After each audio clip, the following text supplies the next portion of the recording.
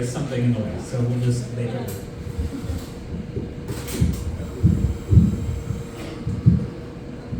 How's that? Good? Okay. Hi, everybody. Happy Pride Month. Okay, so I'm going first because I guess some of you are shy. So I'm a little nervous too because I'm not usually doing this stuff in such a well-lit area. So if I get a nervous erection, everyone will notice. Eyes up here. Do I have any X-Men fans in the room? Okay, good. I'm going to assume 90s kids in the room too, right? Okay, so then you understand my excitement because I loved the X-Men growing up, and I'm really glad we don't have to pretend to care about the Avengers anymore. Because, 90s kids, it was all X-Men and Spider-Man and Guardians of the what? No one cared. Still don't. But if you don't know them, you've got like Storm, Mistress of the Elements, Magneto, Master of Magnetism, Wolverine on every team, no matter what, somehow. And growing up, I identified with them because I knew there's something different about me. Actually, I think the other kids caught on first. That seems to always be the other kids know you're different before you do. But in my defense, I feel like there was sort of a bait and switch situation. Like, as kids, all the boys think girls are gross. We're all on the same page until one day, no meeting, no warning, suddenly girls are like the coolest thing since I'll show you mine if you show me yours.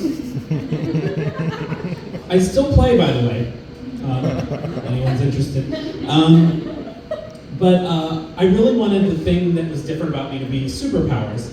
And I was raised Catholic, so Jesus had superpowers, so it didn't seem that outside of the realm of possibility. He walked on water, extra lives, Franzia vision, he had all kinds of cool powers, so like, why couldn't I? So I used to ask God all the time, like, can I have superpowers? Like, it'd be really cool, I'd be like really responsible with them. But I also thought, like, I gotta force them, I gotta do some work, I gotta, bring them forward. So I'd be sitting at the dinner table and like focusing really hard on something, trying to move it with my mind, but focusing so hard that my parents just put me on a fiber supplement. So I thought, well, maybe I could walk through walls. So I tried that on every door and wall, and so they got me glasses. Luckily, I drew the line at flight because they probably would have locked me up for jumping off of stuff. This is all brand new. By the way, I'm a stand-up comedian, so I'm kind of cheating by being first, I think. Setting the bar unrealistic. Yeah.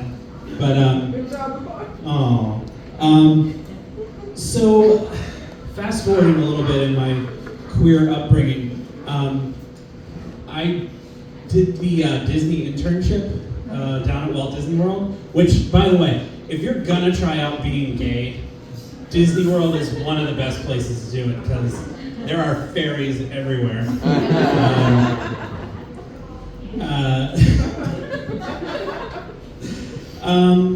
I wish I had some sort of romantic, glamorous story about my first time on a date with a dude, but it was in his garage on a futon watching the Golden Girls, which is somehow both cliche and really gross.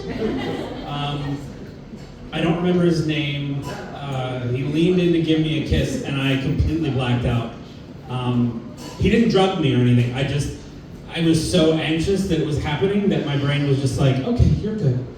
And I woke up, I was on the floor, I was moist.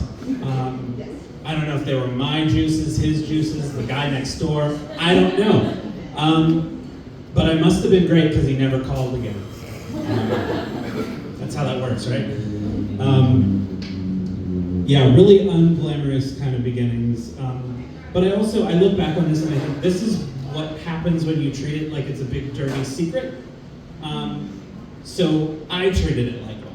I didn't think I could go to a movie with this guy. I thought I had to hide in his fucking garage. And growing up, no one ever said the word gay, so I didn't know what it was. The first time I heard it was an insult. And nothing I watched or read talked about it, which is kind of frustrating now because, a lot of, Disney's trying to be different. A lot of places are trying to include more of this stuff, and people lose their fucking minds. X-Men, did anyone watch X-Men 97? The reboot? One of the characters goes by they, and people lost their fucking minds. This is a person who can literally turn into a chair. You are concerned over their fucking pronouns. Same people who are upset that a mermaid had dark skin. Like, shut up. It's not about you. And my favorite is we grew up with, stories of Belle and her gorilla goat boyfriend. That was fine. We had Simba and his sister wife. Nobody had a problem with that. There were no other male lions, think about it. Jack Skellington and some old guy's discarded sex doll. No one had a problem with me watching this stuff, and yet I still turned out gay. Those were all heterosexual romances, despite the weirdness. But you always hear this shit about what will I explain? How would I explain to my kids? What do I tell my kids? What the fuck do you tell them now? Mickey and Minnie don't have kids because, mice often eat their young. Just because Snow White lives with 7 other men doesn't mean she's into group stuff. It's bullshit. What about, considering how fish reproduce, how do you explain Ariel and Eric to your kids? Look it up, Discovery Channel.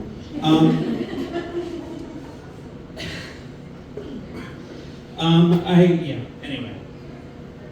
While I was on that Disney internship in Florida, the first gay establishment I ever set foot in was the Pulse nightclub, which at the time, I never really told anybody that because this is a gay club.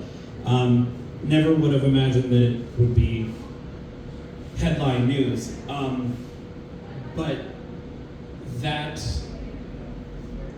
I remember that day and just thinking I took that so personally, that represented such a, and it's a funny story because the first time I was there with a bunch of people who were old enough to drink. I was not. One of the lesbians stepped on a broken bottle and we had to carry her into the bathroom. The ladies' room was backed up, so we went into the men's room. She's got one foot in the sink. We're trying to hold her up. There's a guy standing there trying to pee, but also trying to ask us what we're doing. And I just remember thinking this is cool. This is life. This is living. I'm gay. It's been an interesting trying to wrap my head around what happened there for me and what happened there for other. It's heavy stuff. I guess I should talk a little bit about my coming out story. When I got back from Florida, I used to have to sneak around, of course. I hadn't told my family yet. And my brother went out to get the mail and left my cell phone on the table in the kitchen. And my brother, in those few seconds I was outside, went through my phone, found a shirtless photo of the guy I was dating, and texted it to my mother and sent it as my backgrounds. And wow. So I was essentially outed. But my narcissistic mother was supportive in her own kind of way. Still managed to make it about her though. She said, I love you, I support you. She's like, that means your brother's my only option for grandkids though, right? Way to keep this on you, Mom. Wouldn't want you to lose the spotlight. But it's frustrating, I look back on that now, and it wasn't my story.